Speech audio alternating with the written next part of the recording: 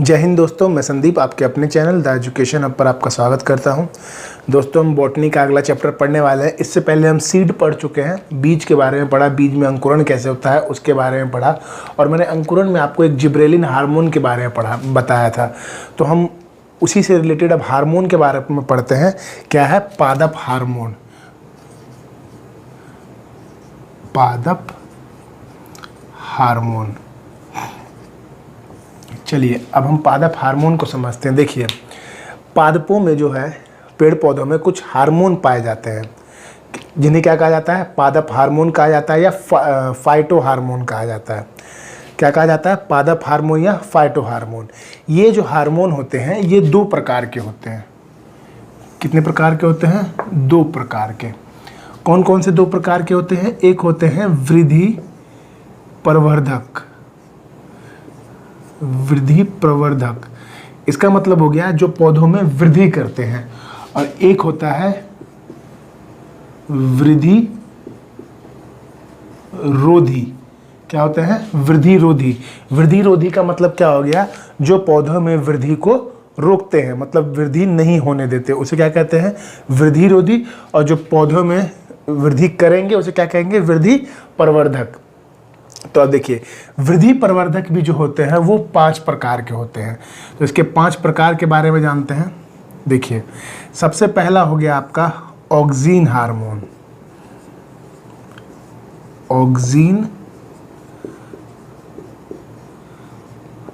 Oxygen hormone. अब oxygen hormone के बारे में समझते हैं। देखिए, ऑक्सीन हार्मोन जो है वो पौधों में वृद्धि करने का काम करता है। क्या करता है? पौधों में वृद्धि करता है। यही हार्मोन है ऑक्सीन हार्मोन, जो पौधों में वृद्धि करता है। अब वृद्धि किस प्रकार से करता है? देखिए, दो तरीके से, एक प्रकाश की तरफ और एक मतलब जमीन की तरफ। जो प्रकाश की तरफ करता है उसे प्रकाशानुवर्षण कहते हैं, और जो मतलब जड़ की तरफ करता है उसे गुरुत्वानुकर्षण कहते हैं। एक को प्रकाशानुकर्षण, एक को गुरुत्वाकर्षण। मतलब ये जो है पौधों को प्रकाश की तरफ वृद्धि करेगा, और जो पौधे जड़ की तरफ जाते हैं तो उसे क्या कहते हैं? गुरुत्वानुकर्षण। देखिए, जैसे आपने सूरजमुखी का पौधा देखा होगा, तो उसमें क्या है? ऑक्सीजन की मात्रा अत्यधिक होती है। तो जिस कारण से देखते हैं जिधर जिधर सूरज जाता है उसी तरफ वो जो सूरजमुखी का पौधा है, फूल है, वो उस तरफ मुड़ने लगता है, और जैसे ही सूरज डूबता है वो फूल मुरझा जाता है। ऐसा क्यों होता है? क्योंकि उसमें जो है ऑक्सीजन की मात्रा ज़्यादा होती है। तो आप ऑक्सीजन से पता लगा सकते हैं जैसे कि जिस पेड़ पौधे में ऑक्सीजन ज़्यादा होगा वो उतने ही वृद्धि करेंगे। तो अब देखो, उनको पेड़ पौधों की लंबाई को नापने के लिए ही क्या क्या प्रयोग किया जाता है? उस यंत्र का नाम है, देखिए इसमें ऑक्सीजन पाया जाता है, और ऑक्सीजन वृद्धि को बताता है। तो उसके लिए किसी यंत्र की जरूरत होती है, तो उस यंत्र को कहा जाता है ऑक्सीनोमीटर। क्या कहा जाता है? ऑक्सीनोमीटर। मतलब पौधों की वृद्धि को मापने के लिए किसका प्रयोग किया जाता है? ऑक्सीनोमीटर का प्रयोग किया जाता है। और ऑक्सीन हार्मोन क्या करता है? उसकी वृद्धि को बताता है कि किस तरफ वृद्धि कर रहा है, प्रकाश की तरफ या मतलब उसकी तरफ, क्या कहते हैं, गुरुत्वानुकर्षण की तरफ। ठीक है। और ये क्या है? जो ये एक मतलब खरपतवारनाशी होता है ऑक्सीन हार्मोन। खरपतवारनाशी का मतलब क्या होता है? देखिए, खरपतवार क्या होता है पहले ये समझ लीजिए। देखते होंगे आप कभी, जब गेहूं की खेती की जाती है तो वहाँ कुछ और घासें भी उग जाती है जो किसी काम की नहीं है। वो क्या करते हैं? वो पौधों को नुकसान पहुंचा सकती है। जैसे गेहूं के लिए कुछ खाद डाला गया तो वो भी बोलते हैं हाँ ठीक है, खाद तो मिल ही रहा, हम भी बढ़ेंगे। तो वो क्या करते हैं? वो नुकसान पहुँचा सकते हैं। तो वो नुकसान नहीं पहुँचाए, वो नहीं उगे, तो उसके लिए खरपतवारनाशी का प्रयोग किया जाता है। खरपतवारनाशी का मतलब होता है जो खरपतवार का नाश कर दे। उसके लिए भी खरपतवार को नाश करने के लिए भी दवाइयाँ आती है, लेकिन जिसमें ऑक्सीजन हार्मोन पहले से ही होगा वो क्या करेगा? खरपतवार का नाश करेगा। और खरपतवार को नाश करने के लिए कौन कौन सी दवाई आती है? देखिए, खरपतवारनाशी में लिख देता हूँ मैं, खरपतवारनाशी। तो इसके लिए देखिए दवाई कौन सी आती है? एक आती है सीमाजिन, जो किसान भाई हैं वो समझते होंगे सीमाजिन क्या होता है। एक आपका आता है क्यूटाक्योर,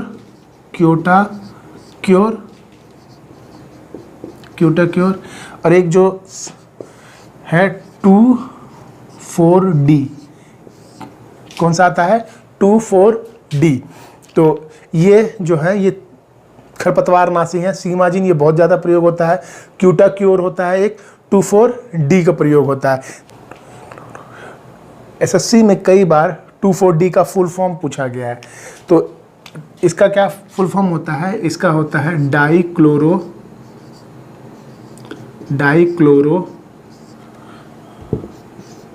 फिनॉक्सी एसिटिक अम्ल। तो 2,4-D का फुल फॉर्म क्या होता है? डाइक्लोरोफिनॉक्सी एसिटिक अम्ल। ये सीजीएल में कई बार ये क्वेश्चन पूछा गया है। तो ऑक्सिन हार्मोन क्या करते हैं? खरपतवार का नाश करते हैं। और खरपतवार को वैसे भी नाश करने के लिए कौन सी दवाई होती है? सीमाजीन, क्यूटोक्योर और 2,4-D मतलब डाइक्लोरोफिनॉक्सी एसिटिक अम्ल का प्रयोग किया जाता है। अब देखिए और आगे बढ़ते हैं। ये हो गया, ये इसको मैं मिटा देता हूँ। अब देखिए दूसरा जो हार्मोन है वो दूसरा हार्मोन है जिब्रालिन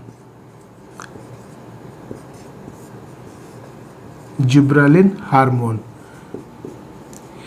ये जो हार्मोन है ये पौधों में मुख्य हार्मोन होता है। क्या कैसा हार्मोन होता है? मुख्य हार्मोन। ये क्या काम करता है? ये मैंने बीज में बता दिया था। ये बीजों को अंकुरित करने का काम करता है, क्योंकि जब बीज अंकुरित होंगे ही नहीं तो वो पौधे कैसे बनेंगे।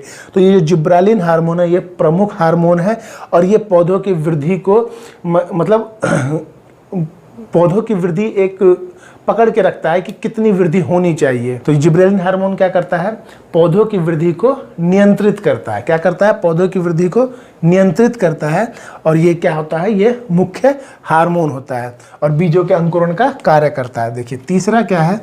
तीसरा होता है आपका साइटोकाइनिन।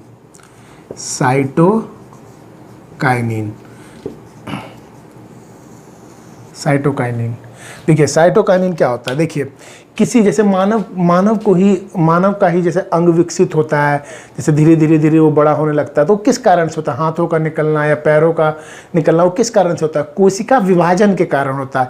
तो इसी तरह पेड़ पौधों में भी क्या होता है? वो कैसे वृद्धि करेंगे? कोशिका विभाजन से। तो कोशिका विभाजन किसके द्वारा होता है? वो साइटोकाइनिन हार्मोन के द्वारा होता है। साइटोकाइनिन हार्मोन के द्वारा क्या होता है? कोशिका विभाजन होता है। साइटोकाइनिन हार्मोन के कारण क्या होता है? कोशिका विभाजन होता है। किसमें? पेड़ पौधों में। चलिए चौथा देखते हैं। चौथा है ट्राउमेटिन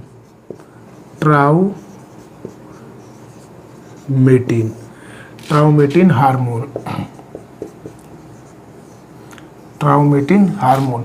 अब देखिए ट्राउमेटिन हार्मोन क्या काम करता है? ट्राउमेटिन हार्मोन जो है वो पौधों के घाव को भरने का काम करता है। अब पौधों को घाव कैसे? देखिए पौधे किसी पेड़ में क्या होता है? देखिए आप उसमें क्या कीजिए, चाकू मार दीजिए या हल्का सा कुल्हाड़ी मार दीजिए, तो कभी कभी देखते होंगे उस पेड़ में से गोंद टाइप में निकलता है। तो वो क्या होता है? वो उस पेड़ पौधे के घाव को भर रहा होता है। वो क्या होता है? पूरा एक गोंद का एक गांठ सा बनेगा, कुछ दिनों के बाद देखिएगा वो समाप्त हो जाएगा। तो वो किस कारण से उसका घाव भरता है? ट्राउमेटिन हार्मोन के कारण। किस कारण? ट्राउमेटिन हार्मोन के कारण उसका क्या भर जाता है? उसका घाव भर जाता है। और पांचवा आपका होता है फ्लोरोजेंस। आपका है फ्लोरीजेंस हार्मोन। अब फ्लोरीजेंस हार्मोन का क्या काम है? फ्लोरीजेंस हार्मोन जैसे फ्लोरी से ही पता चल रहा है, फ्लावर, ये फूल उगाने का काम करता है। क्या काम करता है फ्लोरीजेंस हार्मोन? ये फूलों को उगाने का काम करता है। देखिए फूलों को उगाने का काम फास्फोरस भी करते हैं। तो फास्फोरस क्या करते हैं? फूलों को अधिक मात्रा में उगाते हैं। अधिक मतलब ज़्यादा मात्रा में फास्फोरस क्या करते हैं? फूलों को उगाने का काम करते हैं। लेकिन जिनमें फास्फोरस नहीं पाया जाता है तो उसमें क्या होगा? फूल नहीं उगेंगे। जैसे आपने गुलड़ का पौधा देखा होगा, उसमें फूल नहीं होते हैं। और फास्फोरस क्या करता है? अधिक से अधिक फूलों को उगाता है। फ्लोरीजेंस हार्मोन भी क्या करता है? फूलों को खिलाने का, उगाने का काम करता है। ठीक है, ये तो हो गए क्या? वृद्धि प्रवर्धक। अब देखिए वृद्धिरोधी हार्मोन के बारे में जानते हैं। तो देखिए वृद्धिरोधी में पहला क्या है? एब्सेसिक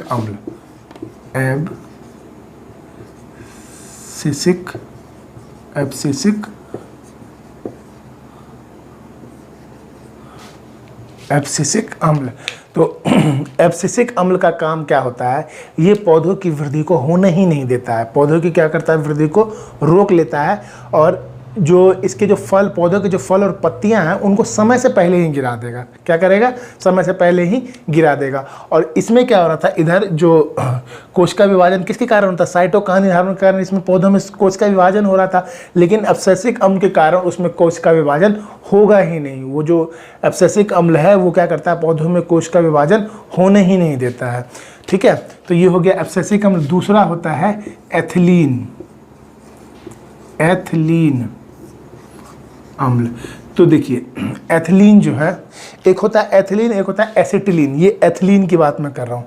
एथिलीन अम्ल जो है ये एक ऐसा हार्मोन है जो गैसीय अवस्था में पाया जाता है। कैसा पाया जाता है, गैसीय अवस्था में पाया जाता है, गैसीय अवस्था में पाया जाता है, और ये जो है फल को पकाने का काम करता है। एथिलीन अम्ल क्या करता है, पेड़ पौधों में लगे हुए फल को पकाने का काम करता है। और किस तरीके से, प्राकृतिक रूप से। कैसे, प्राकृतिक रूप से। जो आपने पेड़ पौधे देखे, पेड़ पौधों में जो फल पक जाते हैं वो किस कारण से पकते हैं, एथिलीन अम्ल के कारण से पकते हैं। कभी कभी क्या होता है, देखा होगा आपने खुद के अपने बचपन में भी, अभी आप बच्चों को भी देखते होंगे, पकने से पहले वो मतलब हल्का बहुत पकते हैं, उसको वो तोड़ लेते हैं। तोड़ने के बाद क्या करते हैं, देखिए बड़े बूढ़े क्या कहते हैं कि इसे 1-2 घंटे के लिए पानी में छोड़ दो, या पानी में रहने के लिए छोड़ देते हैं, या फिर और पानी में रखने से पहले उसका क्या करते हैं, उसको उल्टा करके, मतलब जहाँ से वो उसका जो वृंत होता है, जो जिसमें वो लटका होता है, उसको तोड़ के उसका 1-2 बूंद गिरा देते हैं। क्यों गिरा देते हैं, ताकि उसका एथिलीन अम्ल जो है वो बाहर गिर जाए। उसके बाद पानी में रख देते हैं और उसके बाद उसको खाते हैं। देखिए कभी कभी क्या होता है कि बच्चे जब तोड़ के ला रहे होते हैं आम को, तो वो क्या करते हैं, उन आमों को या तो अपने मतलब टी शर्ट वी-शर्ट के इसमें इकट्ठा कर लेंगे, झोला बना के टी शर्ट को। तो उसमें क्या होता है, जब उसमें से जो देखिए एथिलीन अम्ल निकलता है तो उनके टी शर्ट में दाग पड़ जाता है। कभी कभी वो अम्ल जो है उनके पेट वेट में लग जाता है, या खाते समय कहीं कभी यहाँ पे लग गया या हाथ में लग गया, तो उसके कारण उनके शरीर पे घाव निकल जाता है। क्या निकल जाता है, घाव निकल जाता है। तो किस कारण से होता है, वो एथिलीन अम्ल के कारण से होता है। किस कारण से होता है, एथिलीन अम्ल। एथिलीन अम्ल का जो फार्मूला होता है वो होता है C2H4। क्या होता है, C2H4। एथिलीन अम्ल के कारण ही जो पेड़ पौधे के जो फल होते हैं वो किस कारण से पक पाते हैं, एथिलीन अम्ल के कारण प्राकृतिक रूप से पक पाते हैं। अब पादप हार्मोन के आर्थिक महत्व को समझते हैं। देखिए इसका महत्व क्या है, जैसे आप पादप में, जैसे आप सिनकोना का पौधा जानते होंगे, सिनकोना का छाल ले लीजिए। सिनकोना के छाल से किसकी प्राप्ति होती है, कुनेन की प्राप्ति होती है। किसकी प्राप्ति होती है, कुनेन की। अब कुनेन किस काम आता है, कुनेन जो है वो मलेरिया को दूर करने का काम करता था। किसका काम करता था, मलेरिया को दूर करने का। सिनकोना की छाल लीजिए, उससे कुनेन बना लीजिए, पी लीजिए, तो आपका मलेरिया जो होगा वो दूर हो जाएगा। अब क्या है, उसी कुनेन की जगह पे अब क्या दवाई आने लग गई है, क्लोरोक्विन आने लग गया है। क्या आने लग गया है, क्लोरोक्विन। बनता उसी से, सिनकोना की छाल से, लेकिन अब ये दवाई के रूप में आने लग गया है क्लोरोक्विन। तो इससे क्या होता है, जो मलेरिया जो है उसकी ये दवाई होती है जिससे मलेरिया दूर हो जाता है, जो बीमारी होती है वो दूर हो जाती है। दूसरा क्या है, एक सर्पगंधा। इसका एक पौधा आता है। ये सर्पगंधा जो है वो क्या काम करता है, वो जो सर्प से सांप हो गया, वो जो सांप जब अगर डस लेता है तो उसको जहर को, मतलब उसके जहर का जो वो होता है,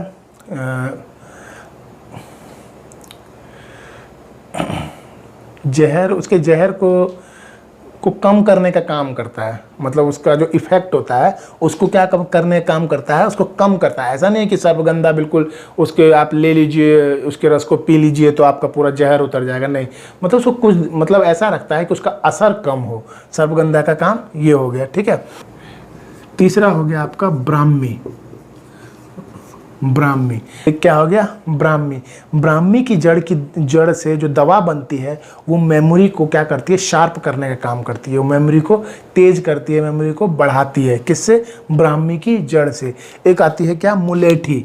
तो जो मुलेठी की जड़ है, मुलेठी की जड़ है, जो इसकी दवा जो बनती है उससे क्या होता है, मुलेठी की जड़ खाने से गला जो जब गले में खराश आ जाए या गला बैठ जाए तो मुलेठी की जड़ खाने से गला क्या हो जाता है, साफ हो जाता है।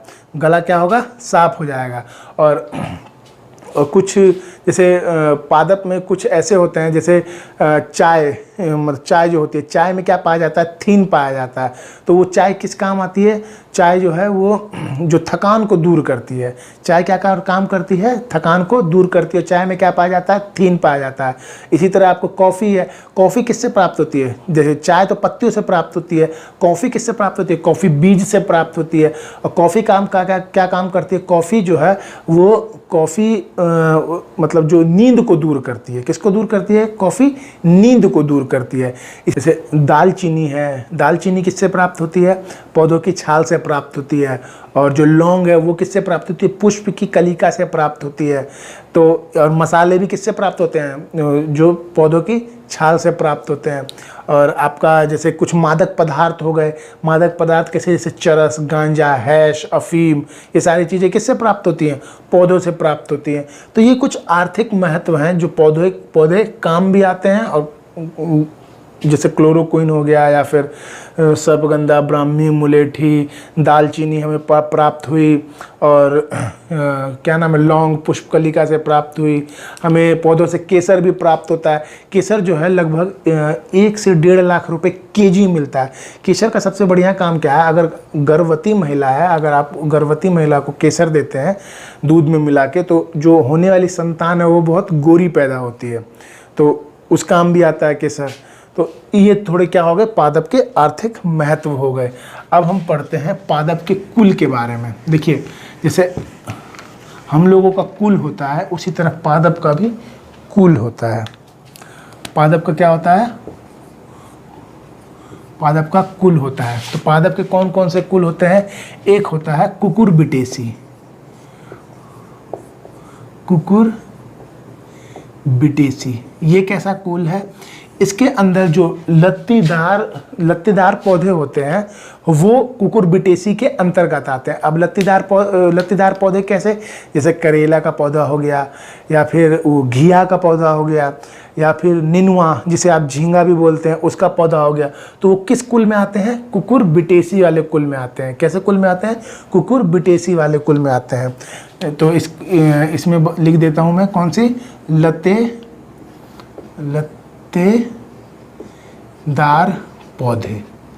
लत्तेदार पौधे। और इसका उदाहरण हो गया करेला, घिया, झींगा या निनुआ।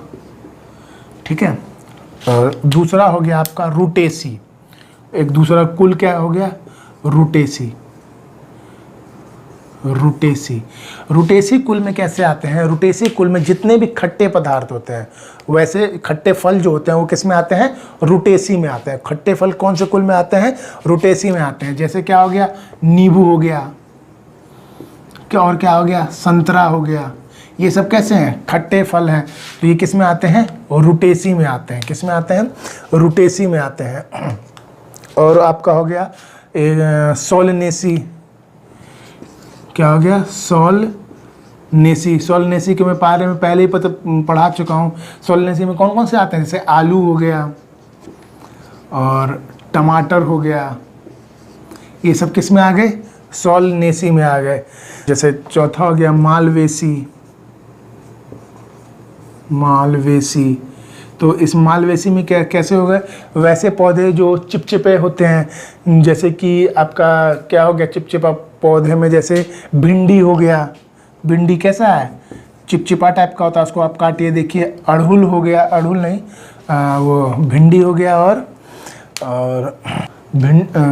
क्या हो गया, भिंडी हो गया। और आपका क्या हो गया, कपास हो गया, अड़हुल भी होता है। और क्या हो गया, अड़हुल हो गया। ये सब कैसे हैं, मालवेसी। एक होता है लिलिएसी।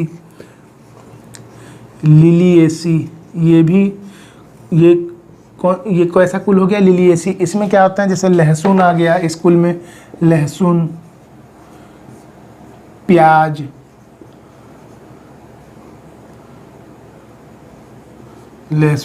ये कैसे कुल के हो गए, लिलिएसी। एक कुल होता है ग्रेमनी। ग्रेमनी, इसमें जो भी अनाज होते हैं जैसे गेहूं, चावल, तो ये कुछ कुल हो गए जो एग्जाम के पॉइंट ऑफ व्यू से महत्वपूर्ण है। तो पादप कुल में कौन सा? कुकुरबिटेसी। कुकुरबिटेसी में कैसे? लतेदार पौधे में जैसे